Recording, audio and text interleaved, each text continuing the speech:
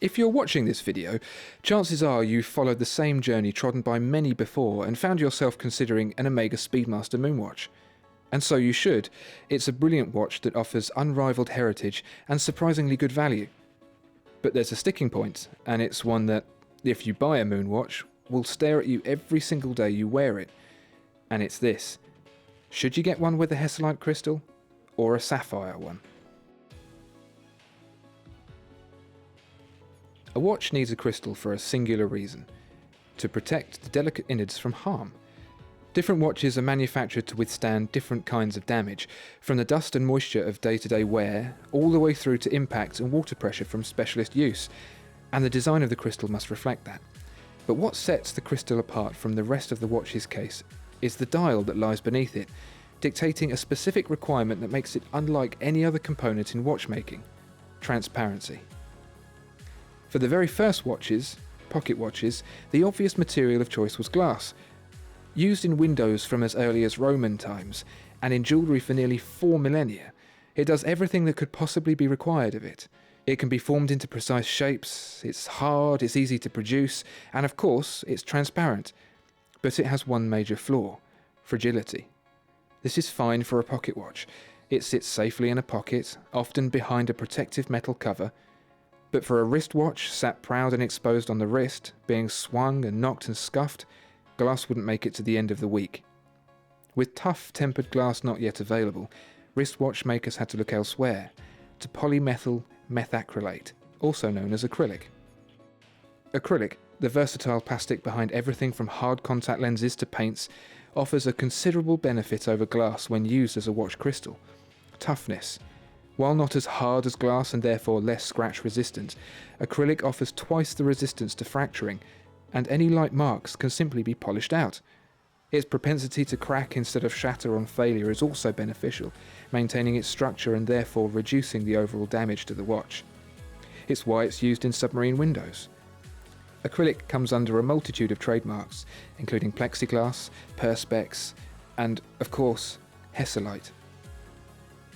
This toughness was the motivation behind NASA's decision to retain acrylic for the Speedmaster's crystal when it was selected as the official watch of the Apollo program. Omega did offer to swap the Hesalite out for a newer, harder material, Sapphire crystal. However, NASA determined that the failure characteristics of acrylic were favourable to the propensity of sapphire to shatter in the same way as glass. The consequence of 1,000 tiny shards of very sharp sapphire floating in zero gravity drove the decision to stick with the tried and tested Hesalite. But we get ahead of ourselves. What is sapphire crystal? Well, it's exactly what it says it is: sapphire, a variant of the crystalline form of aluminium oxide known collectively as corundum. Corundum grows naturally in a variety of colours. When it's red, it's known as ruby. Any other colour is sapphire. But the corundum used to make watch crystals isn't natural. It's manufactured in a lab. This synthetic sapphire, which is also used to make the rubies found in most watch movements, has a hardness beaten only by diamond, and a toughness some 10 times greater than glass, and 4 times greater than acrylic. Let's demonstrate the difference between acrylic and sapphire with these two test crystals. On the left, I have acrylic. On the right, sapphire. You can tell the difference by feel.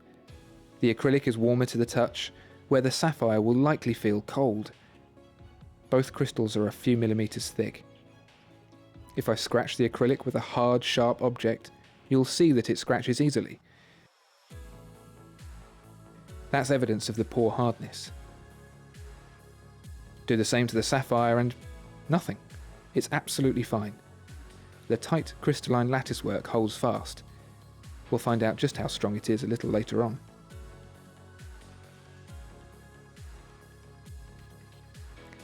That solves it then. You should get your Moonwatch with the sapphire crystal. Right? Well, perhaps not, because sapphire does have a few flaws. Let's take a look at our two test crystals side on. See how the acrylic is gently domed, whereas the sapphire has a more rounded, artificial looking step? You can see it again here between the Speedmasters. Again, acrylic on the left, sapphire on the right. The acrylic crystal curves fluidly, while the sapphire has one more aggressively stepped corner. This is down to the manufacturing process. Where acrylic can be formed into complex shapes with ease, synthetic sapphire must be machined and then polished from a solid block. Being right up there near diamond on the hardness scale makes that a very tricky and lengthy process. This is why most modern watches, like Rolex's, have flat sapphire crystals. The issue of machining the sapphire goes further still. If we turn over the two test crystals, you'll see that the acrylic crystal is very thin around the edge, while the sapphire is a lot thicker. As this is where the crystal is seated in the case, the same torsional strength needed for the face of the crystal is not required, a thin edge providing enough strength in compression to maintain structural integrity.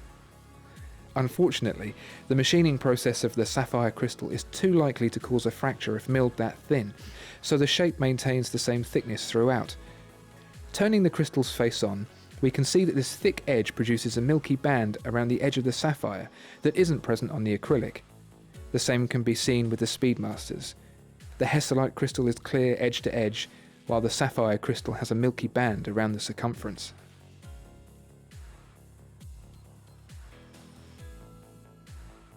So, to the question of Hesalite versus sapphire, it all comes down to what's most important to you. The authentic vintage feel of the acrylic mirrors what the crew of Apollo 11 wore on that historic journey to the moon, but it will pick up marks, whereas a sapphire offers increased peace of mind against knocks and scratches, but its shape isn't as organic and has that milky ring. There's a reason why Omega, unlike almost every other brand, still offers both variants of the same watch, and that's because the decision hangs in the balance. Only you can decide. And as for our two test crystals, let's take a look and see just how tough they really are.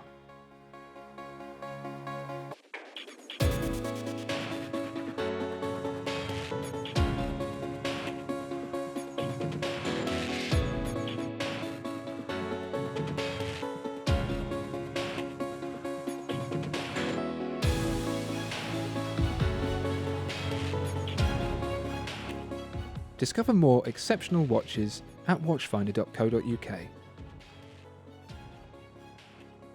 If you enjoyed this video, then please like and subscribe. If there are any other watches you'd like to see reviewed, let us know in the comments.